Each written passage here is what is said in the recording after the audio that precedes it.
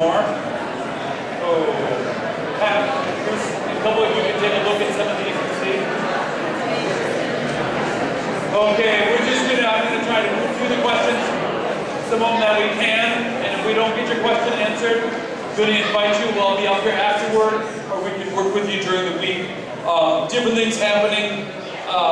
People asked about the new school property and the St. Boniface property site. That's what our 2020 planning is about. We were working on those decisions. This was about sermons. I think it's a compliment saying that they're more related to the scriptures, and they would appreciate catechesis, a little more catechesis in there. So thank you for that. I'll certainly share that with Father Dave and Father Mark. Cemetery, some years ago money was donated to repair the roads in the cemetery, I understand. The diocese was in charge of the cemetery at that time. They spent the money to work on the roads and fixed up what they had, and they certainly are in need of more repair and more work. A friend called me that has a loved one buried out there one day and said, "Doug, I want to complain to you about the roads in the cemetery."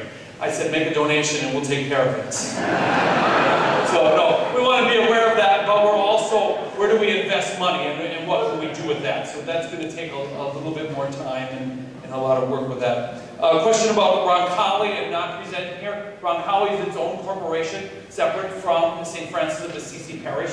So they would hold their own meeting and their own stuff. In the future, we can look at a mini report from them, but typically we would let them be a part of that. In fact, their board meeting tonight was on the budget, and I'm not there, but we're just going to trust it, that they're working well with it. This was a question about the Unity Mass, that we were a 32,000 shortfall in parish revenue. I think they tried to connect it to the Unity Mass that we did this summer. Again, this all was set in place before I came, but as we look at that, it was not about a money raiser. That was about a parish experience and a parish opportunity. So thank you to those that came and were a part of it and experienced it and stepped outside of the box and worked with it.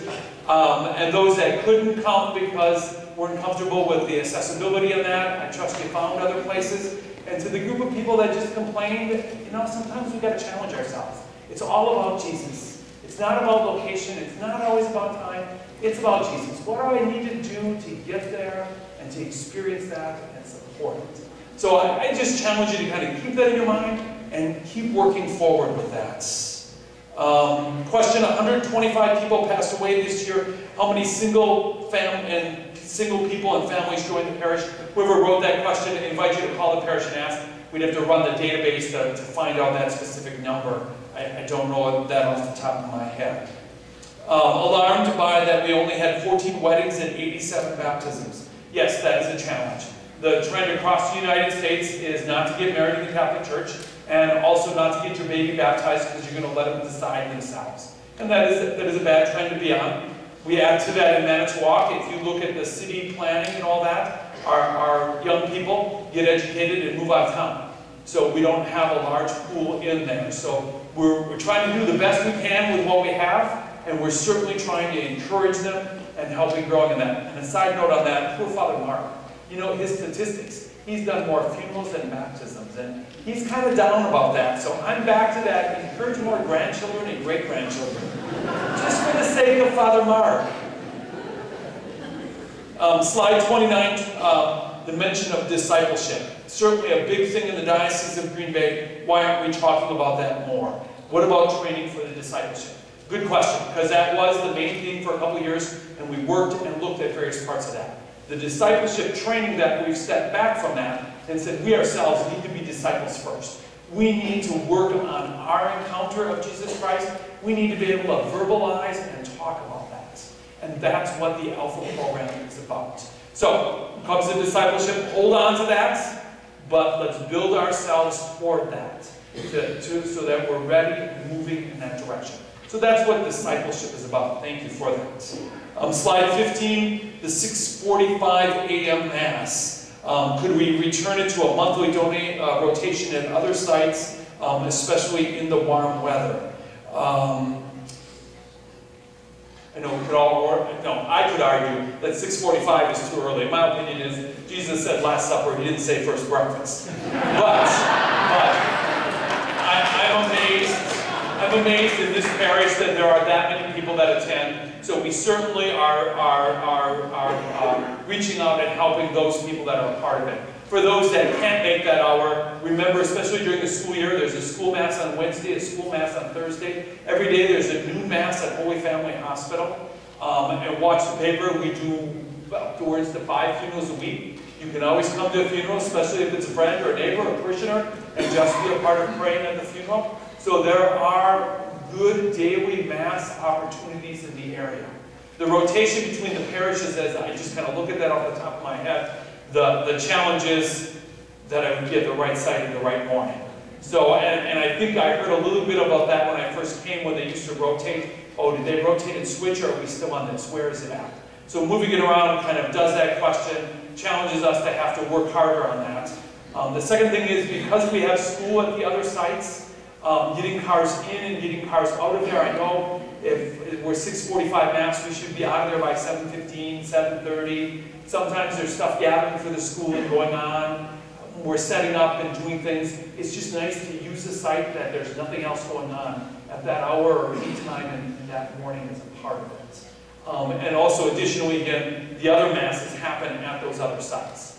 And the bottom line becomes, at some point we challenge ourselves to be a part of a large parish. And every site is our parish.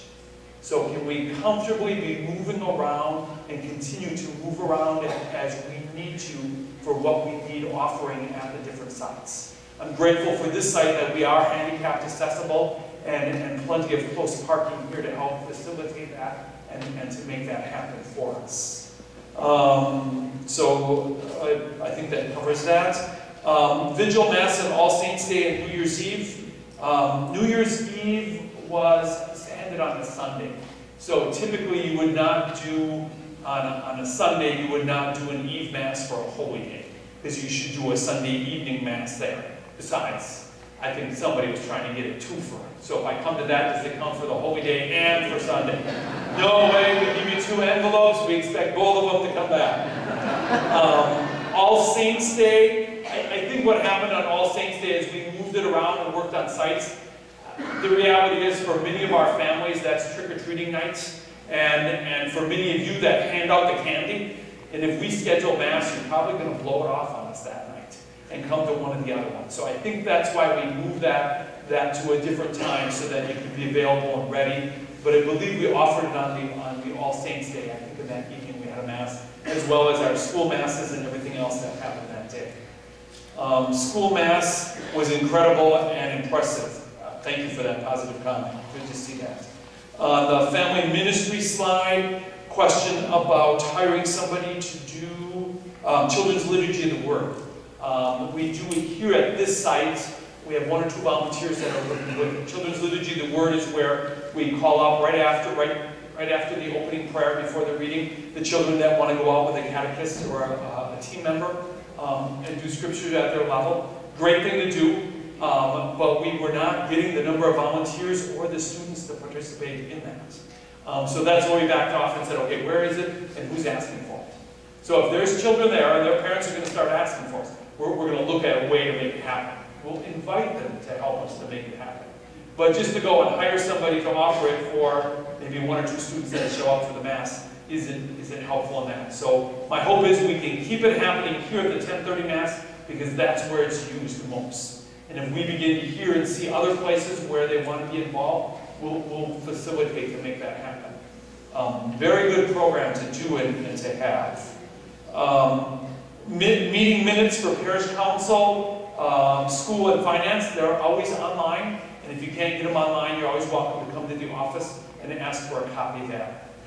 So they're posted on our website online. The planning step, what's the next planning step for the next, when is planning going to stop? When we have been planning for 5 years. There's a couple ways to look at this. We are moving that planning forward, and that's going to be the next thing that we hear about. The other thing is, planning never stops. Until you make that last trip to the cemetery, I would hope that we never stop planning until they carry you for that last trip to the cemetery. So that really puts it in a new, what do we plan for the next thing? What's happening? You look at all the companies and organizations that have been in the city and are out of the city and what comes in and goes. We continuously need to flow and plan and adjust in our time and in our way. And I know change is hard. I had a parishioner in my last parish that told me the only one that likes change is a baby with a wet diaper. So, and I think there's a lot of truth to that. But when you put that in context and say we're always changing, we should always be changing some stuff. But there's always certain things that are always the same. The Mass, the offering of it someplace in one of our sites, through our parish, through our community, always should be a concrete part of that. Then several things regarding music. Lack of communication of the head of music to all musicians, mistakes that have been made, respect, songs that we can slow down, songs that need to be sung quicker. I'm just glad to know people are noticing the music in the church. We got to go with that strength, and it is a tough thing, and I know we're going through lots of changes. That we brought in new songs, we backed up, we practiced before Mass. One comment said, why did we do that? Because I want you to learn how to sing the new songs. But it's a way of teaching that and being a part of it. Too many new songs. A choir member wonders why we aren't working on a combined unity.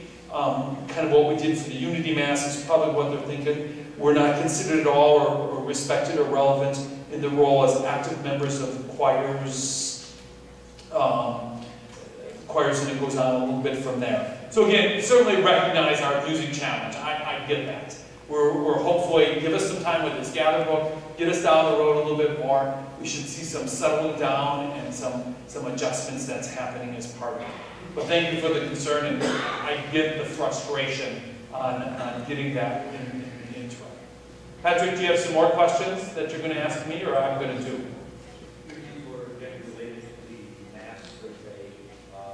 What's up? I think UK something more study kind of results. I think this is the more Mass survey, more study results. It's just going to take a couple months or a month or two to look at that and work through it. Again, expect something to happen by Easter would be our hope.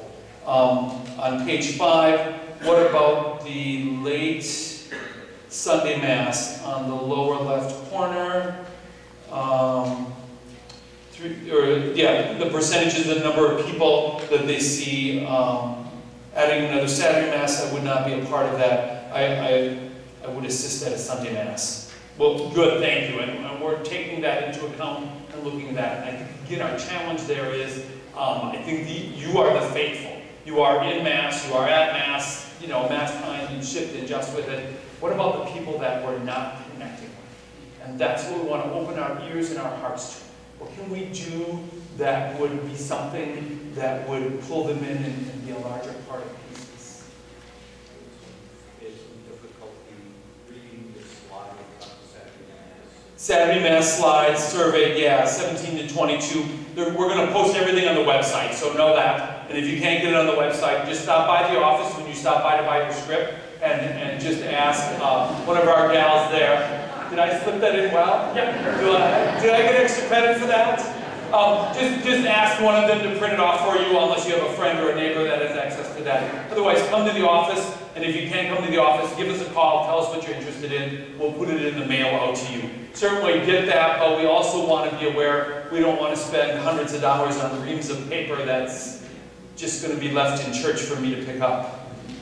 4 o'clock Mass survey, okay, yep. And this person asked if we could have more training relative to the parish app. More training on the parish app and how to use it on the phone and the computer. Because I go to the parish office, let's see, I had to go to the parish office for something, yeah. That's a good question. That would be worth doing at some point. Well, let me take a survey. So if we did that, how many would stay for 10 minutes after Mass if we had somebody to train you on this? Would you be interested? A few people will. Let's think about that down the road. I'll talk to a couple staff members and see who we can get. And we'll set up a time maybe to give you a couple little lessons to move you forward on that. Parish app is very helpful. On the cemetery, why does the cemetery on Memorial Day is not clean and trash is not emptied. I think it's the most important day for cemetery life. Volunteers and kids to help on that weekend. I'm not sure what, I just know that Memorial Day is a challenge at the cemetery because it's too cold, you can't, or it's too rainy, you can't get the grass cut, you can't get everything perfect. You know how much work it is to do your lawn? Well, multiply that a couple hundred times. And it isn't just that we don't want that garbage removed. We can't dump it in our dumpster, the dumpster is full, and it's a holiday weekend, and the company that we have hired to empty the dumpster doesn't work on Saturday, Sunday, Monday. So what my wife does, when she's done that during the 14 days that she does, she takes her stuff home. She says, if I brought it in that box, why don't I just take it home and put it in our recycling at home? Because the cemetery is always so crowded. So that's a great idea. Good. Thank you for asking the question. We do try very, very hard to accommodate you. That's always a challenge. And the question, can a non-Catholic spouse be buried in Calvary Cemetery? And the answer to that is yes. We'd be glad to do that. We'll sell you a spot right next to you if you want. Tonight, we'll help to make that happen. With them all over the place. Operational, why do they still have St. Thomas the Apostle information in our bulletin? When we're no longer formally part of that parish. That's just some information. I'll take a look at that again, but sometimes if you need options, what's available in the community? That's just an easy way to put it out there. We can trade people back and forth. We want you to be as much, if that works for you, then go for it. Many parishioners do not know how to contact a priest in the emergency when the office is closed. Could you please publicize the info? Phone number on the bulletin. Just call it. It goes through our phone service, and then it transfers to our cell phones. So just use the phone numbers, call the parish number, or call the priest number on there, and it will transport to us, to one of us to help out with that. And yes, that is a challenge. And if you're at the hospital, if you're ever at Holy Family Hospital, their chaplains are glad to work with you and will do that contact for you, just so you know that. Because sometimes that's where the emergency comes, but if it's at home, again, you should just come through the regular parish phone number as part of that. If you don't get a priest, then hang up and try the next number. You know, like if you try calling Father Mark in the next 3 days, he's out in Washington, D.C., you're not going to get a lot of response. But we want to be available for what we need. If you got me, Are mass intentions still limited to 4 per year? I would trust that answer. Does Ruth Dan, is that still our... they're not. Mark? Okay. Whoever has that question, talk to Father Mark for details on that. Father Mark. Father Mark's gone, Deacon Mark. You know, do you think maybe we could change one of their names so I don't have to keep flipping titles here? Okay, what else you got? We got them all. Living Justice, jail ministry. Do they still minister to those who have ankle bracelets at home? That I do not know. Whoever did that, if you can, who wants that? Deacon Mark's going to have the card, not Father Mark. You come up afterward and give him your name and phone number, and he'll find out that information for you. I don't know how that comes together. Faith formation, adult ed. Why don't we promote a relevant radio? There's a tremendous asset in the learning tool. Yes, it is. I don't know how else we would promote it. If we do it in Mass, we got to do TV stations and everything else as part of that. Do they advertise in our bulletin? Okay. Who are we going to put somebody? Ruth Ann's going to be in charge of checking to see that they advertise in our bulletin. You can buy one of those back squares and put whatever you want on there. That would be a good connection. But it is a good place if you're audio, good place to catch stuff, as well as EWTN and other opportunities that are out there. So please do take part in that. You got them all done?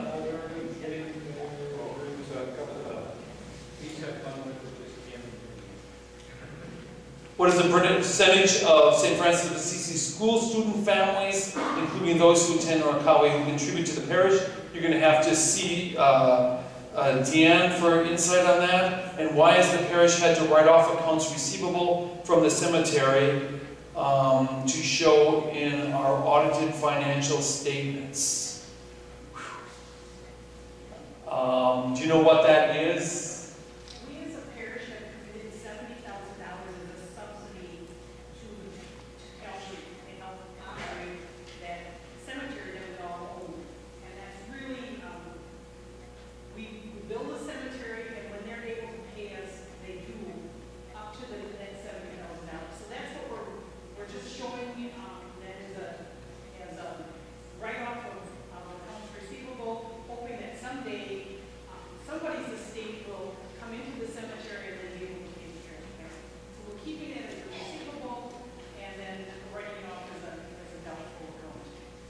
Okay, I'm going to give you these two cards so if they have further information they can ask you. And again, we're responsible for Catholic cemeteries, and our hope is to get that into shape where it takes care of itself and goes forward. That's how they should go. We need to try to get more hospitality ministry to the great people at the doors and collections. We're lucky to have 2 or 3 at the 10:30 Mass at Grand. That is a challenge. And the people I want to ask, they're on-time arrivals. You would be amazed the number of people that walk in right at or a minute to the start of Mass. So it's hard, so we're inviting them. So if that's your Mass and you want to step up to be a greeter at the door, we're glad to work with you. Come early, meet some new people, open the door, do what you can. We're going to continue to kind of reach out and encourage that as much as we can. And that's one of our challenges in ministry. And why aren't our rectories being functionally used? Why aren't our rectory? Well, Father Dave lives here in this rectory, so we're using that. And Father Mark and I live over at the Waldo Rectory. We have a deacon that's temporarily living in the other rectory, and then that's part of our planning process. What do we do with these buildings? Certainly don't need this size of building for 1 or 2 guys in them. So part of our planning process as we go down the line is figuring out what to do with them, how to work with them. Yeah. Last one, very good. And then you're going to be up, so get on deck. There we go. During Lent, why do we have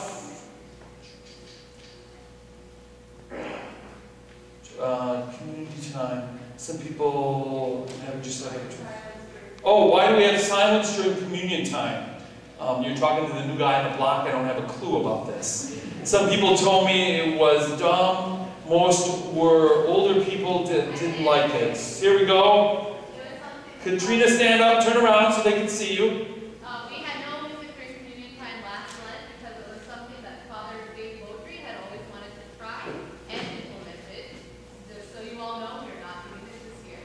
Just something we wanted to try out. Okay, there we go. So, we didn't like that, we got rid of it. No.